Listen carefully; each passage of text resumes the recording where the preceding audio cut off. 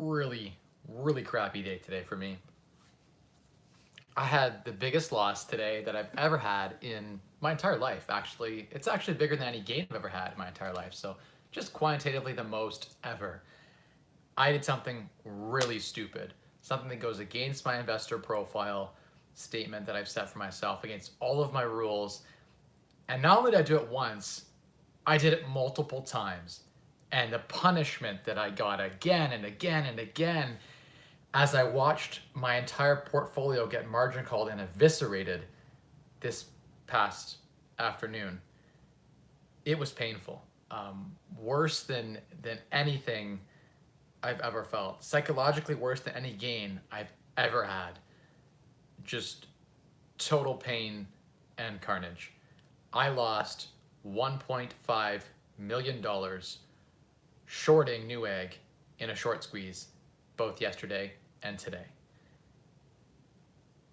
That is more than I've made in the entire year, all evaporated on a terrible trade. So let's talk about it, and we'll talk about other stuff too, but let's talk about what went wrong and what I learned from it, because there's been some really important 7-figure learning outcomes coming out of this in general for portfolio management, just your investment theory, and I'll explain what I did and what went wrong. So my portfolio's been, growing like crazy. I've been doing extraordinarily well. Of the 1,000 trades I've probably placed this year, the lion's share of them have been fantastic and always come back. I opened into a trade on Newegg where I recognized that Newegg was up significantly. I think it was 70%.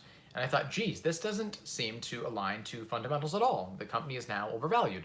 It was at 20-something dollars, I think about $20 a share. I discovered, there's something wrong here. And, I sold some puts on it initially and then strangled it and sold calls. And of course, my puts that I sold did very well. Of course, the stock, went up. However, the stock went up so much, more than I had anticipated, and I didn't consider the 5 times trading halted. I didn't consider that my brokerage would need to increase the margin requirements to 5 times the position required in cash. I did not foresee that. I'm a noob when it comes to short squeezes, not a pro at this. Did not realize that they would come after my brokerage account and require me to liquidate all of my positions to cover. So I had to liquidate 100 positions today in 100 different companies. I now have zilch in my options portfolio. I have a few positions and a few key I didn't liquidate some of my plug today. I kept a few things that I really wasn't ready to liquidate, but everything else was liquidated, including my short on the SPY, which was coming back. I had some good stuff, and I was forced to lock in a lot of losses. That's part of that 1.5 million. Now, after hours, if anyone's checking right now on Newegg, the ticker is NEGG, NEG. It is actually down like 10%, which is amazingly good for me holding on with this short. That means I'm up like 50% on that trade. So I'm coming back from the 1.5. I'm probably down maybe 1.1 or 1.2 right now. We'll see what happens when the market opens. Who knows? I made a mistake. So I entered 15 contracts initially and put a 0. I put 150 by accident on a call that I sold. It sold 15 puts and I sold 15 calls. It's a basic strangle. I thought, okay, I'm betting that the stock is going to go down, but not enough that I'll be assigned the shares. And if I do get assigned the shares, I've got calls in them to protect it. However, this strategy does not protect you from upside at all. What I should have done, and I actually intended to do it because I submitted a order to buy a call to protect. I created a vertical spread. That order never got accepted. And the price started to get away from me. And instead of just, swallowing my pride and buying that call to protect the sold call, instead of protecting my short position by buying a call and becoming a little bit long and hedging, I continued to wait to see if my price would get accepted on that order. And it evaporated the first day, and it evaporated this morning at open. I got eviscerated, like just destroyed. And it got so bad that at the close today, I was so afraid I wouldn't be able to sleep that it would eviscerate all of my portfolio and evaporate everything that I bought 11,000 shares in Newegg just to satisfy my margin requirements. I went out and bought shares. So I have 11,000 shares in, no more than that, 20,000 shares. I have 20,000 shares right now in Newegg to cover my calls.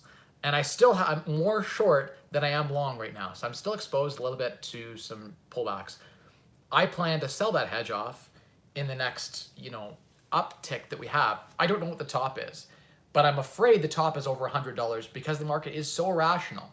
It made no sense. It still makes no sense. I can guarantee that years from now, Newegg will not be at the price that it's at now. The market cap is too high. The share price is not justified compared to earnings, compared to revenue. It makes no fundamental sense, but the market is irrational. And as the saying goes, the market can stay irrational longer than I can stay solvent. And this was put to the test today. I was thinking, worst case scenario, no problem. I'll be short, what all the contracts that I wrote, fine. I'll take a short position on Newegg and I'll hold and I'll sell puts to generate, premium and income while I hold that short. I was like, no big deal, that's what I'll do. What I didn't realize is that once trading started to halt, the brokerage put my buying power to zero. That's where it all went wrong. I was down 100 grand. I'm like, okay, I can swallow 100 grand loss. No big deal. I'm already up $500,000 this year, whatever, 100 grand, it'll come back and I'll make it all back. I know I'm right. My thesis, or I thought I was right. My thesis was long-term, Newegg, overvalued. And more so now at, it's almost $80 a share today at the highs. It's got a market cap higher than a couple of meme stocks put together. It's got double the market cap of GameStop right now. It's bigger than AMC right now. And again, there are a lot of online retailers that sell computer parts, and I like Newegg's website, to be honest. I'm bullish on Newegg at $9 a share, like it was in May. I actually owned some shares for a bit. I'm not bullish now, but I had to cover. My margin came back and they didn't liquidate my calls because they allowed me to purchase shares at these insane prices. So I was short squeezed and forced to purchase shares. I'm still overall short. I still have some puts. I still have more of a short position than I do a long position, which means I'm still more short the stock than I am long it.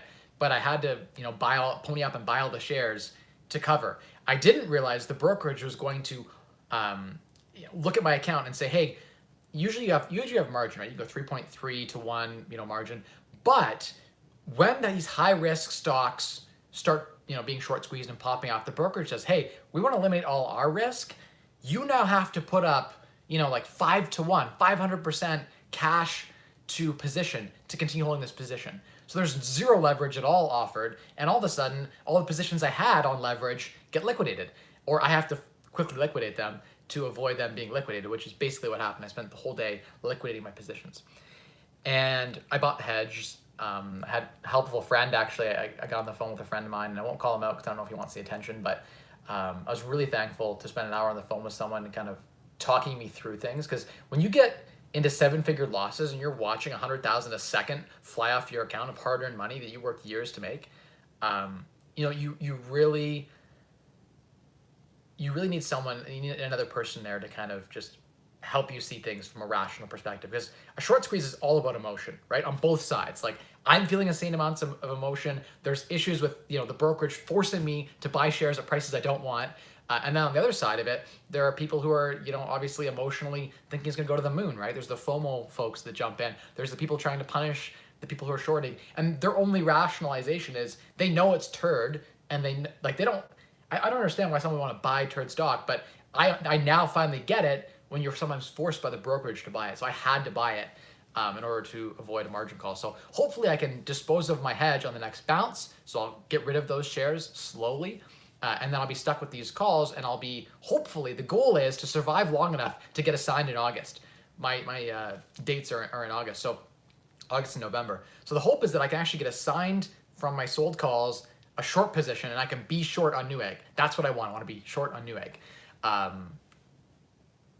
I don't know how long I can continue to last. Well, now that I have the hedges set up, I'll be just fine. There's not going to be any issue, but hopefully I can recover from this. My plan is that, if you look at some of the crazy option premiums, I can get rid of my hedge for, if tomorrow opens and then things blow up, I can just sell my hedge off and make a huge amount of profit. If things tank, again, all of my short position, I'm more short than I am long. So that's all, again, good for me as well. I did have to realize by buying that hedge and buying those shares, I've now realized significant losses. Like this trade that was going to make me, I think 50,000 in total. I did double down. I'll be honest. I did double down on the trade when premiums got pretty greedy. I got greedy too, and that was a huge mistake. Do not double down. Do not get emotional. I got into an emotional, mindset. I strayed from all of my fundamentals. I will not do that again. That was a huge learning outcome. No position in your portfolio should ever be more than 2%, I believe. Some people trade 5% is the maximum, but if you're not risking more than 2% of your portfolio in any given position, any given company that you're entering a trade into, you do not risk the blowups, right?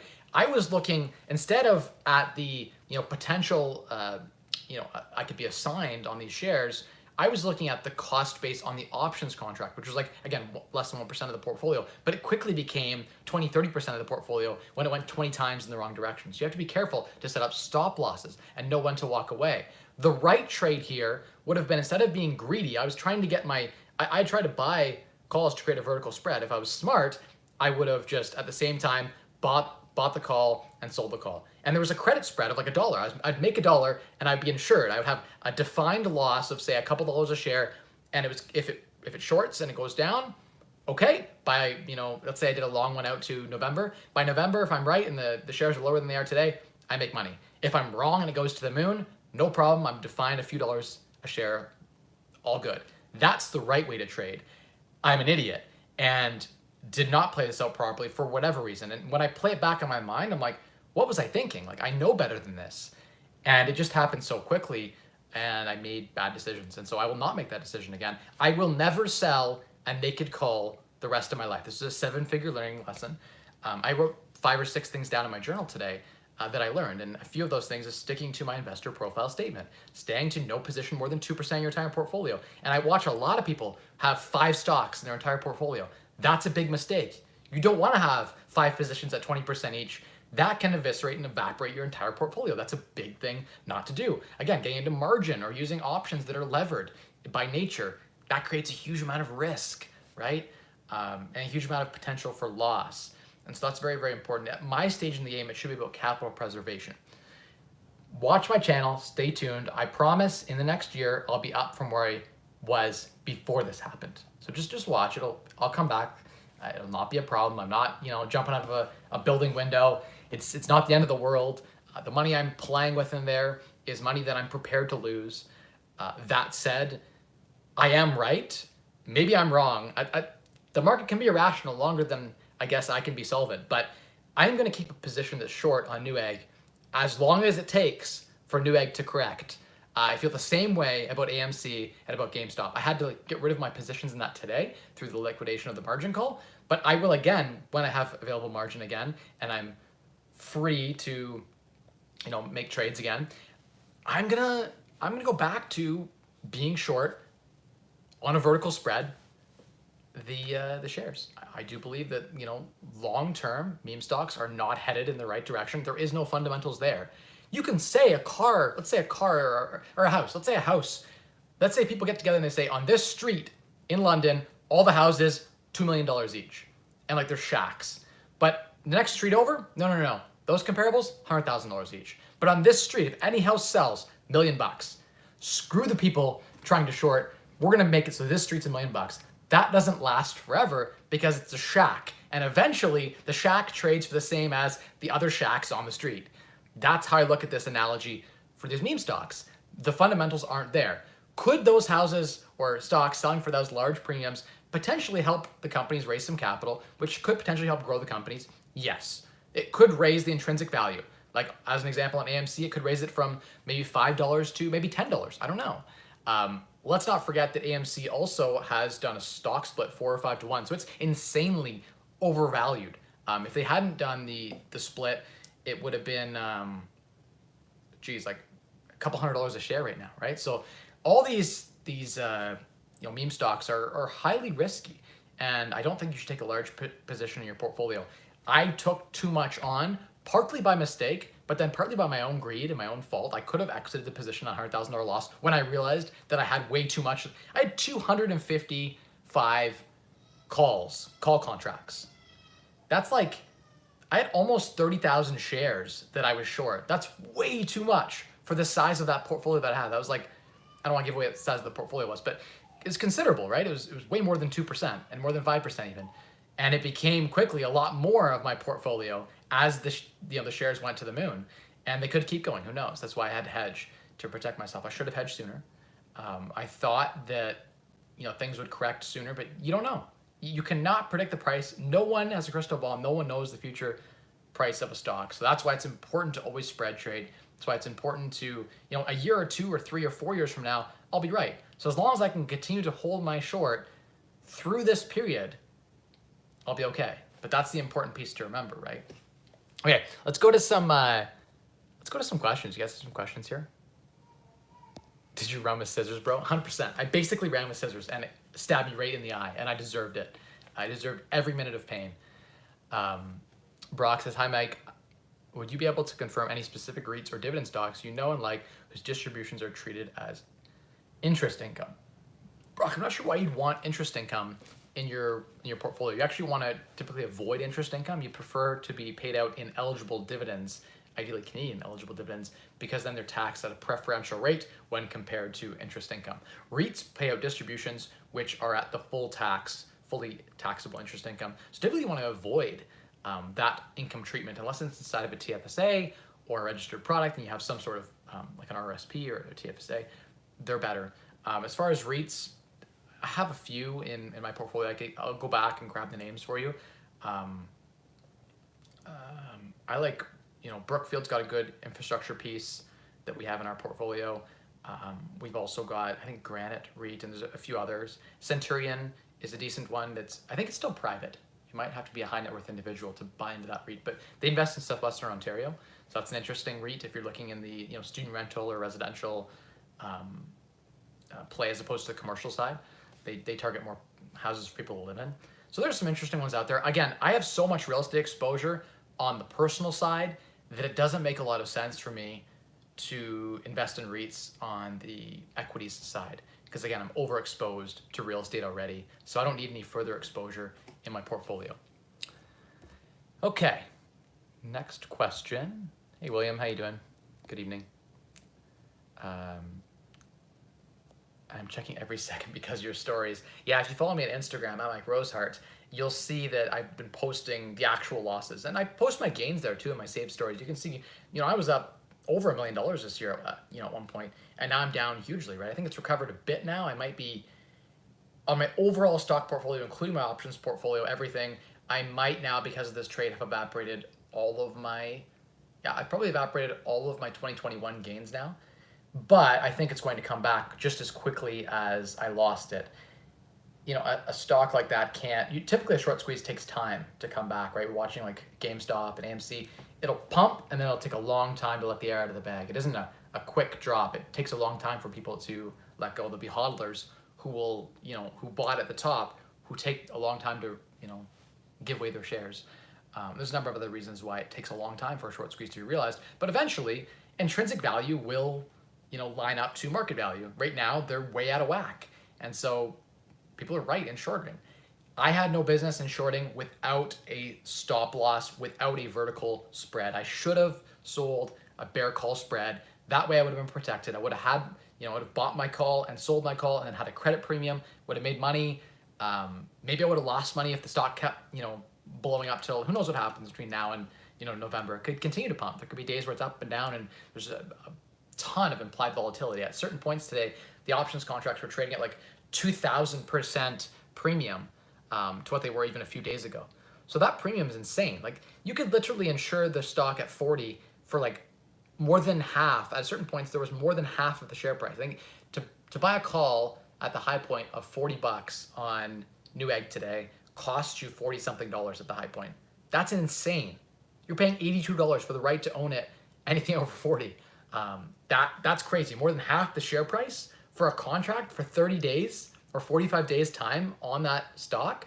That's irrational to me. So I wanted to exploit that.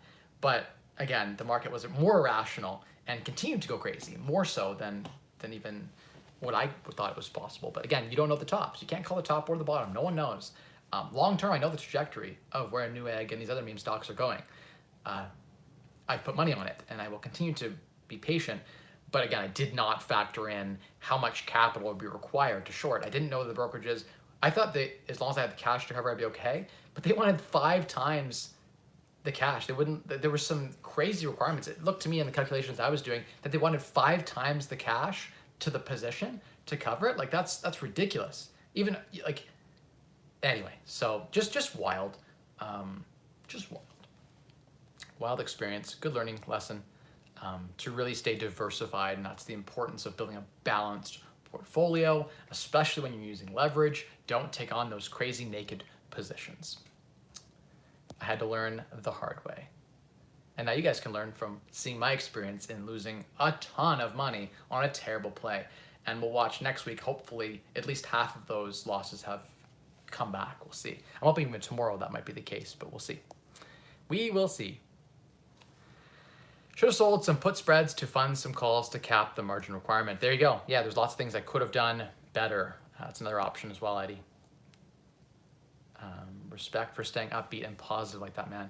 There were times today where I was very depressed and feeling very hard on myself, but what good does that do? At the end of the day, I have to reflect that I'm still financially independent. I'm not betting the farm on this, and it'll be okay. It's one of those things where it's going to come back. It's going to be all right. So I'm focused on the long term, trying not to look at what's happening right now as it's being short squeezed. But it was painful. I don't want to expose myself. Once I catch up out of this, I don't want to expose myself to that kind of risk with the majority of my options portfolio ever again. That's just avoid naked entirely when it comes to calls. That's for sure. Next question. Should have sold. Yeah, we did that one. Addie says, damn, Mike, sorry to hear that. It takes guts to put this on YouTube, and hopefully most of your viewers can learn something from this. And that's why I'm putting it out there, right? Is, hopefully, 6 months from now, we can all look back on this as a learning mistake and I can laugh about it because I'll have made it all back. Maybe not. We'll see. I could get totally wiped out. There are people who get wiped out. Their portfolios go to zero, right? They get margin called, everything's liquidated. At the top, they're forced to buy the shares basically, and they get nothing. So that can happen. You can lose all of the positions in your entire portfolio with calls that aren't covered. So be very, very careful with that. That's why I like riding the wheel. It's a lot safer strategy without using too much leverage. I think save your leverage for the dips and literally buy on the cash in your portfolio, sell puts until you get assigned the shares in a bunch of companies that you love in many different sectors, not all in one sector, not all meme stocks, not all tech stocks, not all growth. Get a little bit of value, get a little bit of everything, a little bit of dividend play. Put everything together in a nice balanced portfolio, use puts to get a bit of a discount, and then once you own those shares, collect dividends and sell covered calls on your portfolio, run the wheel and collect premium. The worst case scenario with covered calls on your shares is, guess what? Your shares get called away at a 15 or 20% profit. That's the worst case scenario. Or the stock market crashes and all those calls you sold are entirely realized, you get all that premium for free. It's like free dividends, or it's like, I look at covered calls kind of like dividends. If you have dividend stocks, you get dividends, plus get the covered call premiums. And if there's a big dip, that's when your leverage kicks in to protect your portfolio. You're holding quality names, not Newegg, not, none of the meme stocks. Hold quality stocks that are not going to go through that same margin testing requirement. So you can continue to use your margin in a recession to acquire. That's when you want to go into margin positions, is during the COVID, crash, during the 2008 crash, during the 2000 crash, all the different, crashes along the way. That's when you want to use your leverage. That's when you want to really double down. Stick to what you know, which is a balanced portfolio will be the safest and most, what's the word I want to use? Not safest, but the best long-term investment. You will make the most through consistent gains. Losses are hard to come back from, right? A 30% drop in your portfolio requires a 60% gain to come back, right? If I have let's say I lose half my portfolio, I need 100%. If I drop 50% in my portfolio, I need 100% gain to come back. It's twice the gains to come back on a loss. So that's why it's really, really important to set up stop losses. It actually gets, the more you lose, the more gain you need, actually, is how the calculation basically works. So if you lost like 10%, it's not as bad to come back from that as losing 50%. That's a lot more to come back from. So you gotta be careful to cap your losses, and be careful to diversify and make sure you have a risk management strategy in place. I didn't have a good risk management strategy in place, and I know better. I've made notes to myself in my journal about what I should do. I need to stick to that.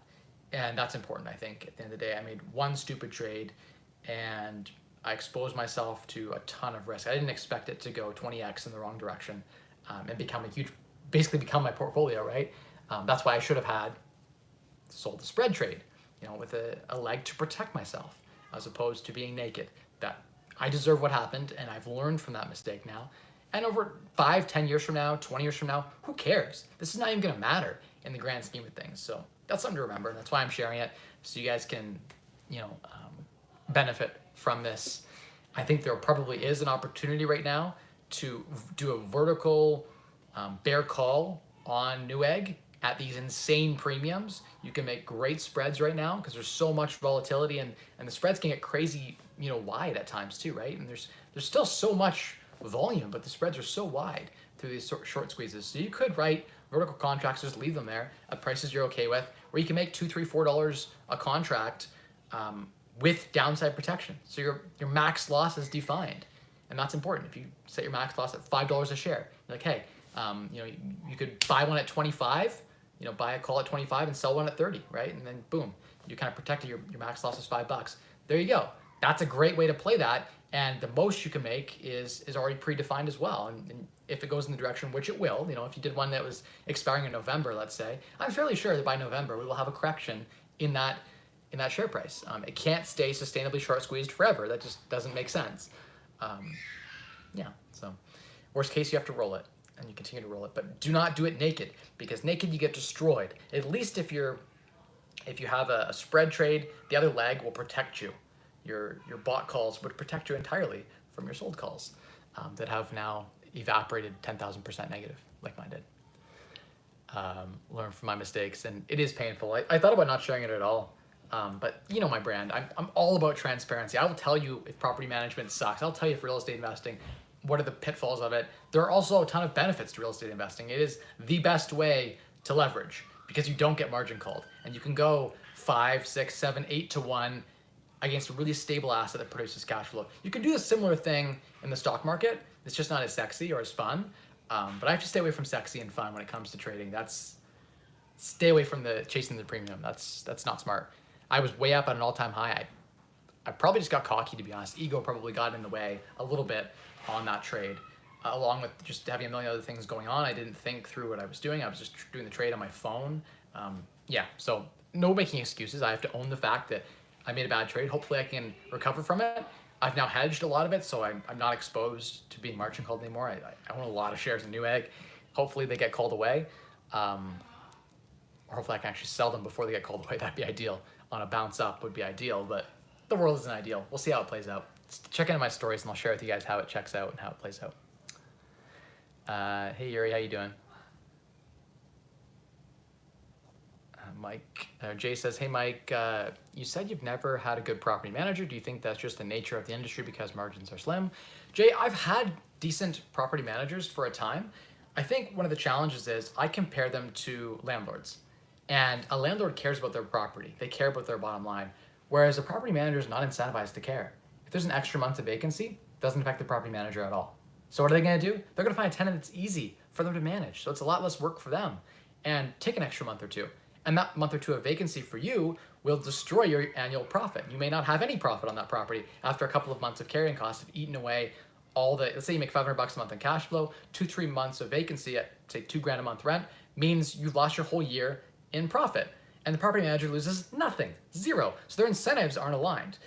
Even if you align to their incentives, it'll never be in the same way. You can never compensate them well enough for them to care enough with the property as you do.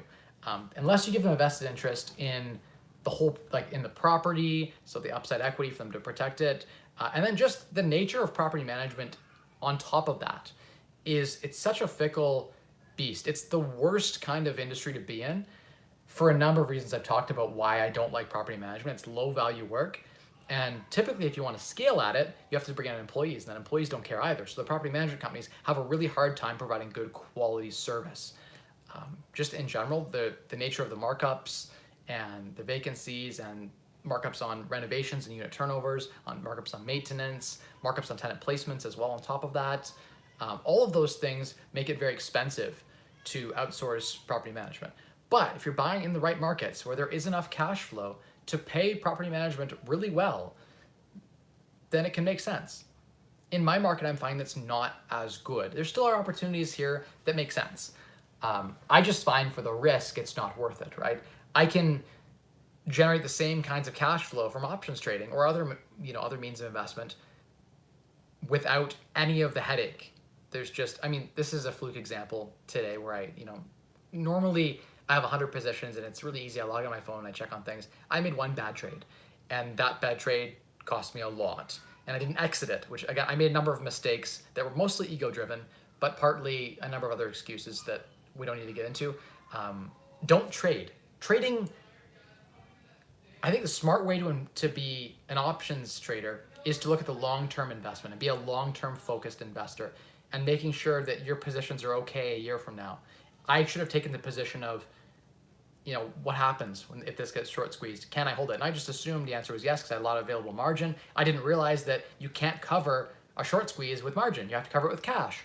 Did not know that. I'm like, hey, I have a ton of available buying power. Like I have millions in buying power. It should be fine.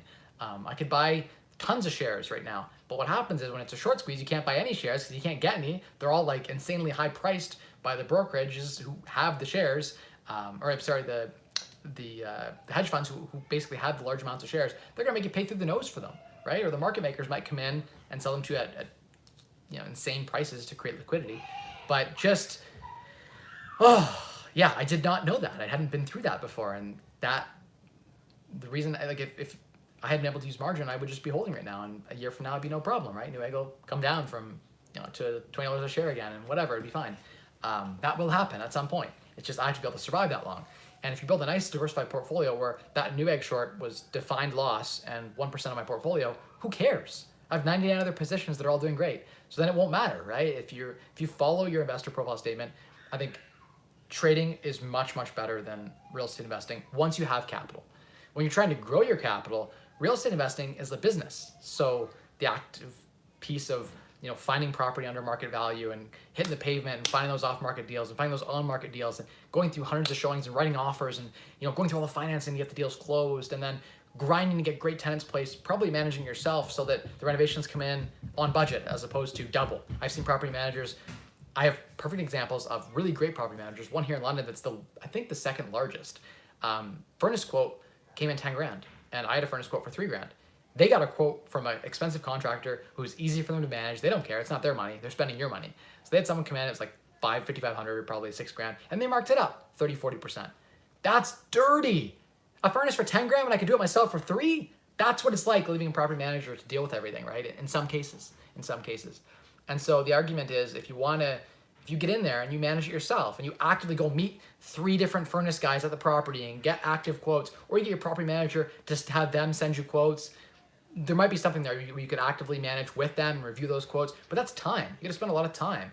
If you value your time less than $100 an hour, I think real estate investing is fantastic. The majority of people, 95% of Canadians and North Americans make less than $100 an hour on average. So for 95% of people watching these videos make less than 6 figures a year, real estate is a fantastic vehicle. It's awesome. It's just not awesome for me anymore because I value my time so highly. I can make $1,000 an hour at many other tasks. It just doesn't make sense to focus on the low value stuff. It just wastes my time. Buying real estate and flipping it or burning it, great idea. The holding is the problem. The idea is you should get rid of the asset because once you've realized the value, once you flip or burr, girls, easy. Sorry, they just smashed on the door. Once you flip, once you flip the property around, let's say you buy it for 200, you spend 30,000 renovating it, it's now worth 350. That's a huge ROI, right? Like if you're grabbing, you're putting 20% down, that easily turns you into 100, 200, 300% ROI with leverage. That's a fantastic ROI. requires time. You got to manage the contractors, et cetera, so forth, everything, all that. But once you've realized that value, you've now, if let's say the property's worth 350, you've accepted that you've bought the property at 350. You could choose to sell it right now for 350, but you're choosing to hold it for 350. And if the rents are $2,000 a month, there's not much cash flow. So the proposition of holding doesn't generate all that much. It's really, the wealth is coming from the appreciation at that point. All the buy and hold investors are making money through appreciation. And that's fine, but that's speculation. I want to invest for cash flow. There's just not that much cash flow in that real estate investing business. I'd rather invest in other businesses like crypto mining businesses, or it's a million other businesses that make way more sense than the buy and hold real estate game. If you subtract away the appreciation, which you could simulate in the market using REITs, levered in the same way, you get that same appreciation without having the headaches associated with property management. I've had a foundation collapse, a fire, a flood, a tenant LTB issue, not pay for, we had a year and a half. We went to the landlord tenant board 3 times. We had to drag them out with the sheriff. A year and a half, no rent. That's a reality. I had a property manager on the case. I had a paralegal on the case. That's why it took so long. There was a number of, the property manager made a typo on one of the N4s. It got thrown out. A typo. One letter. It was clear in the intent. Thrown out, start again. Okay, again, there's 6 months. Tribunal takes 6 to 8 months to get to court. Just brutal. Sometimes you get lucky, but we got unlucky. And in those situations, you go a year and a half, no rent.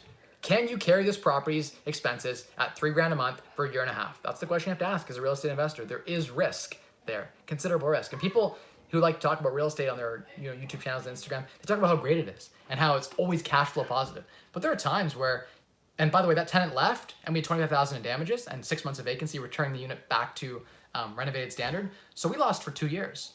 And we lost 5 years in cash flow with the damage they did. We had just renovated the unit. They moved in as a bad tenant placement by a property manager, and that property manager, pieced off, whatever. Long story short, real estate investing carries a ton of risk. And the biggest risk is it's a sucker and consumer of time. And that's what I don't like, is my time's super valuable with my family. I value it at over $1,000 an hour. And one call from a tenant is worth, if I get one call from a tenant or from a property manager about a tenant issue that I have to deal with because they don't know how to handle the situation, that to me is worth $1,000 every time that happens. And I'm like, geez, that keeps happening. Like every other month on one of my properties, I'm getting a call. So I end up with a call every week. And when I quantify my time, I'm like, geez, it's just not worth it for me. I'm in a wealth position where my capital can be working harder for me and have no headaches and no hassles. So anyway, we'll keep going with the stream here. It's already through the roof. Right, this is true. It is already through the roof. Yeah, hopefully it, either way, whether Newegg pops off, if Newegg pops up to $100 tomorrow, I'm cool. I got lots of shares. I'm good. I got like 20,000 shares in Newegg right now. So my position is nice and hedged. If it comes down, I'm going to sell my hedge off and ride the wave down and make my money back. It will eventually correct. I don't know when. I don't know how long. The market can't stay irrational forever, and I will continue to wait. Mike, do you ever trade futures? I don't trade futures at all. Were you able to collect the past due rent? No, I was not. The person declared bankruptcy after. They had a pension, but they were able to transfer it to their wife, and then they declared bankruptcy. And we had no means of going after them because they declared bankruptcy. They got out of the owings. That's just how scum are. And they disappear too, so you can't even find them. You don't have a mailing address to serve them. It's really terrible. The market is not set up. It is set up for those people to exploit landlords, unfortunately. That's why you should rent to higher quality, higher caliber tenant profiles, people who have jobs. You can garnish their wages. People who aren't contractors that work on the side for cash, which is this person's situation, that tenant.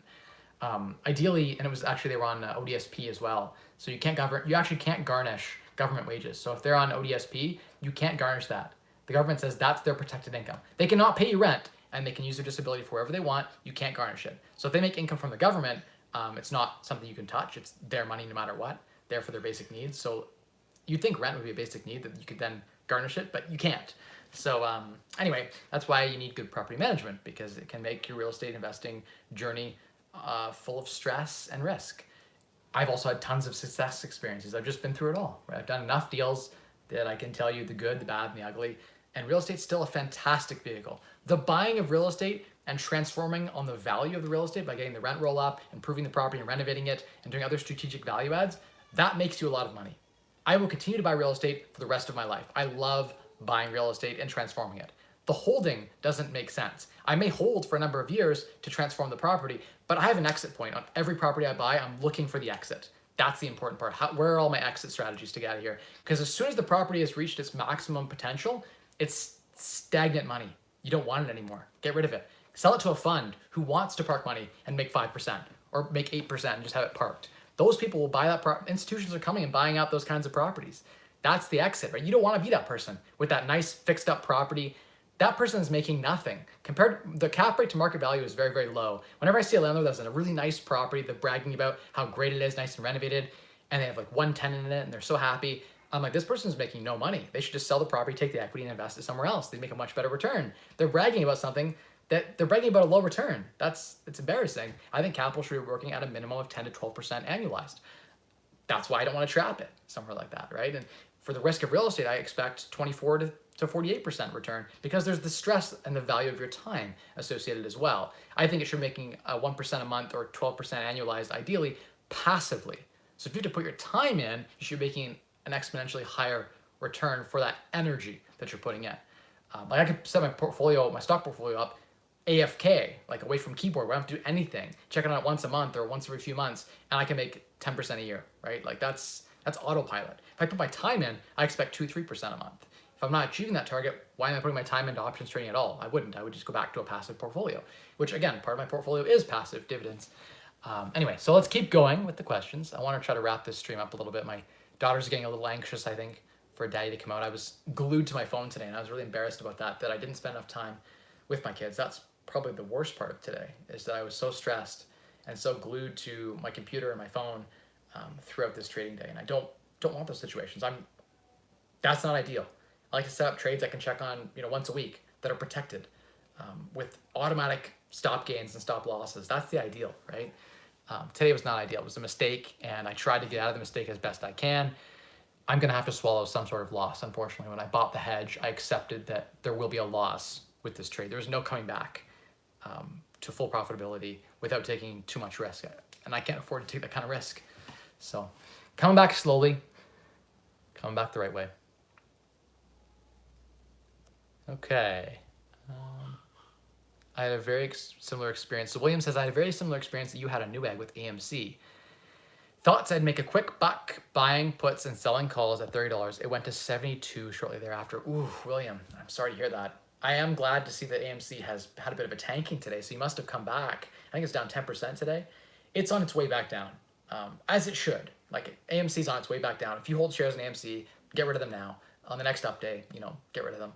Obviously, not today wasn't a good day to get rid of them, but on the next update, get rid of them. Sell covered calls on them and deep in the money so that they get taken away from you. Make some premium to get rid of your shares.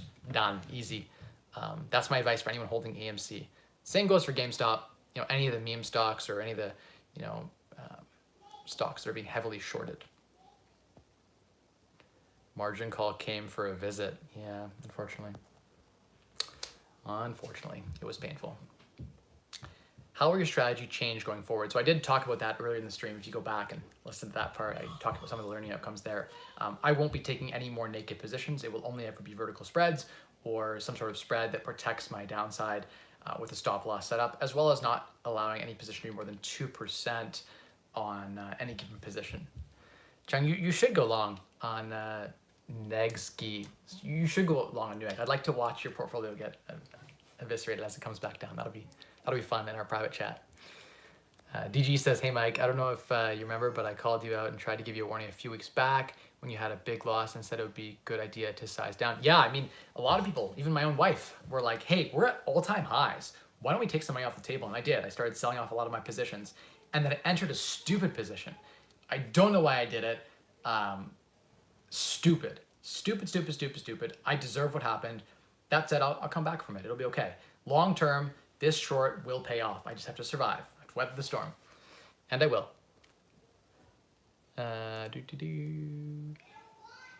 What will you do if dumb money Reddit crowd gets on board and sends Newegg through the roof a la GME? Well, Newegg's already at a higher market cap than GME. Something to think about in GameStop. It could happen. That's why I have almost 20,000 shares long to protect myself. So there's a lot of premium that I'll make on the calls that I sold, as well as I have those shares to protect myself. So that's why I bought the hedge today. I was like, okay, I can't stomach anymore. 7 figures is where I'm like, okay, I'm done protecting my loss. So I walked in and I took some losses on the chin. But now if it goes up, actually going out, if if Newegg actually pops off more and then drops, that would be perfect. I would like to exit my hedge at the top. So I would actually be really happy if Newegg could go up another 20-30% tomorrow. That'd be ideal. And then have a crash. That would be the best case scenario, now that I'm thinking about it. Yeah, that'd be the best case scenario. I hope Reddit picks up on it tomorrow and really just drives it to the moon, and then it crashes when people realize that they're, I feel bad for the people holding the bag who buy this garbage, because they're buying fundamental garbage, right? It has no intrinsic, has intrinsic value, but a lot less than the current price that people are paying. Mike, you've made so much at a young age compared to your peers and cohorts. You can afford some failures. This is true, but it's not a good reason, I think, to rationalize bad decisions, or like, I'm still hard on myself is the point. I will lay awake tonight thinking about how I get myself out of this situation, because it's painful. Like let's say after all the dust settles, I've lost $300,000-$400,000. Realistically possible, because I bought those hedges today. It could happen. I mean, it's possible that it takes me 6 months to a year to make that back, maybe more. That's a year of my life that I will never get back. Hours every day trading to work my way back up to that level. Now I will get back, like, guaranteed. Years from now, it'll be a rounding error when I look back, but it's a painful mistake. And I worked years. Like my old job, I made $50,000, $55,000, $60,000 a year. 50,000 my first year, 55 second year, 60 my third year, plus bonus, but my base salary, that's what I made, right? My wife made $37,000 a year as a graphic designer. And so I lost today her entire career earnings. If she had worked 40 years as a graphic designer, after tax, I lost more than she would have made in her 40-year career in 4 hours. That's how much I lost. When you think of it in terms like that, it makes me want to throw up. Like, it actually makes me sick to my stomach how bad I've screwed up. But it will be okay. I can't focus on the negative. I got to focus on the positive. I got to remember that I've had so much success that this loss doesn't even impact my financial independence journey. It's okay. It's a tax write-off, right? I could lock these losses in and then buy a bunch of stocks that'll go high, and I could hold them for a long time and potentially be in a position where I'm way better off, right? Because of the tax advantages now. So there are ways to play this positively, and it's important to keep a positive mindset. But yeah, it's significant. The only word I can think of is shit the bed. I've learned valuable lessons here. Yeah, agreed, Jay. You gotta keep a positive mindset. It's gonna be okay. It's gonna be okay. I'm gonna be just fine. I was not playing with money that I needed to feed my family, so it'll be okay. I live in a life of abundance, and I'll will that money back to me through the secret, the mindset of the power of willing things into existence and controlling your universe. I don't know how much I think I kind of believe in that. If your mind's focused on something, it will achieve it. So I don't know if the science really supports that, but I do think that if you focus on something and you're positive about it, you will achieve that goal eventually. And I'm going to make it to billionaire in my life. I will be a billionaire in my life. I don't know how much that'll mean in 40, 50 years. I don't know what the fiat money will be worth, but I'll be a billionaire in Canadian fiat in my life, 100% guaranteed. I'll continue to grow. This is a minor setback, really. It's like someone with 100 grand losing, 10 grand or something, right? Like it's not the end of the world. I'll be okay. I'll get through this. But it is hella painful. It's actually more painful probably than 10 grand for 100 grand. But yeah, rounding error. Yishi says, hi, how you doing? Let's see, Ash says it's a great business, undervalued. Look at this stock, Bark. So I don't know anything about Bark, but Ash did a deep dive. So someone send me an Instagram message with, I guess, the ticker Bark, and I'll take a look at it. Cool, I'll take a look, if there's something there. I would acquire a very, very, very tiny, I might nibble a very tiny position if I think it makes sense. I'd have to look at it. But thanks for the tip. I don't take stock tips and go all in. I might nibble a very, very tiny percentage of my portfolio. I've learned more about the crypto mining space and crypto mining in particular. I'm planning to build garage with dedicated mining space. Would you be able to share your future crypto mining game strategy? Yeah, I might do an actual YouTube video on that specifically, but in my new house as well, I have a 3-car garage with a separate carriage house, which I plan to load up with amperage to turn into a nice crypto mining business. And I like it as an active business because it has the potential to be sold as a one-time, if you did it for a couple of years and you mined a bunch of money, you'd be better off in a position where you could, you could sell that business for a one-time capital gains exemption in Canada, which is pretty cool. So the active business piece is enticing. I think in my life, that's one of the things I want to do is build up a business, an active, eligible Canadian business, and sell it off for the one-time capital gains exemption. It's on my bucket list. I wanted to build a business up that was big enough that it could sell for, a couple $1 million, and my wife and I could get a nice capital gains exemptions. Cool. A lot of farmers use it up, and a lot of small business owners use it to, get their money out of their corp when they sell it, tax-free, capital gains tax-free. So it's a cool strategy. I'm not fully versed on the ins and outs of it, but it's one of my bucket list goals. So I put it on there as, build a cool business and sell it off. So something on my list to do as well, and I'll share more about that. I am still very bullish on crypto. It's better than gold. It's better than silver. It's going to keep stealing the market share of gold and silver. Gold and silver have value for utility, but as stores of value, I think that the digital cryptocurrencies are much better. You can transport and store it a lot easier. It is finite. It does have a lot of the exact same properties. However, you can lend it out. Continue to hold it. But imagine I could lend you my gold. I'm like, hey, I could do a smart contract and lend you my gold. I'll hold on to the gold, but I'm lending you the gold. Any appreciation, I get to have all that. If gold goes from 1,000 to 10,000, I still own the same amount of gold. I get all that appreciation. You get no appreciation. I'm going to lend you the gold. You have the right to have my gold, and you pay me. A lot of the staking platforms are paying 1% to 2% a month. So I'll lend you my gold, and you pay me 12% annualized. So you can get cash flow from holding Bitcoin and Ethereum, etc. Right? So that's really, really attractive in my mind. That's something that you can't do with gold. And so as a store of value, I much prefer cryptocurrency. I think the use cases are better. There's a number of reasons why I like it too. I think that long term, the very wealthy can make their own governments. They can basically form their own powerhouses. The government can't touch it. Like literally, they can't do anything. If it's on a hard drive, literally someone could steal your key drive that has the, you have the new code for it. Even if you forget the code, it's gone forever. It's like gold, but you can transport it anywhere in your pocket, whatever. You could swallow it in a bag and then poop it out or something. I'm just making that up. I don't know if you do that, but like the point is, it's pretty cool. You can move it wherever you want. And the government's, in theory, in the long term, if we move to a completely digital cryptocurrency, the governments can't track it. The governments can't tax it. So if there's ever a war and they're like, hey, we're going to take everything from all the people to fund this war, they could. The government, that's what makes the US dollar so valuable. People say that it's got no values, no intrinsic value to the US dollar, the fiat dollar. That's not true. The US economy is the largest economy in the world. They can tax that huge economy. That's what gives the USD fiat value, that they can tax their economy at any time. And it's the biggest economy in the world. So that's what's valuable behind the fiat.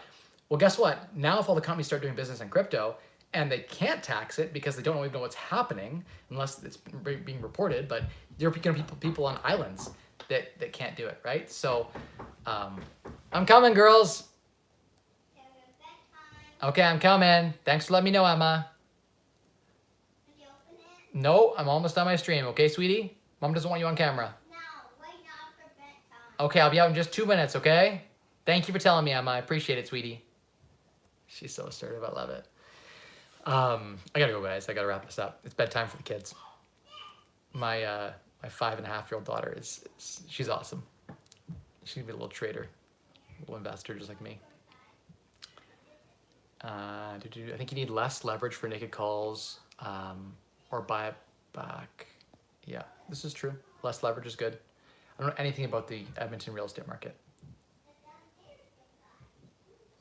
You need to be able to get to the other side where stock starts falling. Don't get too rational, William. You're totally right. That's what got to survive. 100% true. Yeah, whiteout is forever. 1/3 loss is temporary. This is true too. So that was the goal today. That's why I liquidated all of those positions. I got most of my long-term crypto miners. All of that's gone. Like my Mara, my Riot, everything. I liquidated it today, which sucks. It wasn't really a great day to be liquidating, but it is what it is. it will take time to get back from zero. Sorry to hear that, Eric. Went through the same thing with Tesla. Sold puts and calls at 650, and Tesla hit 800 when it was back in January. Ouch, ouch. Mine was much more exaggerated. I think I was at like $17, and now it's at $80. So it was like selling them at 650 and going to like 3,000. That's what I went through today, but it'd be okay. Thank you so much, William, for the positive vibes and the positive message. Do not go broke. You got to keep the account going so you can continue to trade.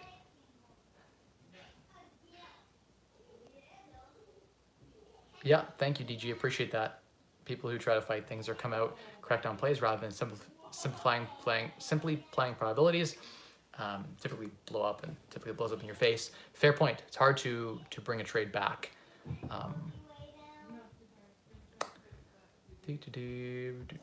All good points. I think if I missed any of your questions, guys, throw them in the comments after, and I'm happy to answer them. Yeah, so thank you all so much for watching. The secret to unlocking a wealthier you is to spend less, earn more, and maximize returns on the difference. I'll see you guys all next week, every week live from 7 to 8 p.m. Eastern Standard Time, and on Instagram all the time at Mike Rosehart. I'm always posting stories, so hit me up on there, and we'll chat soon. Bye, everyone. Happy Wednesday.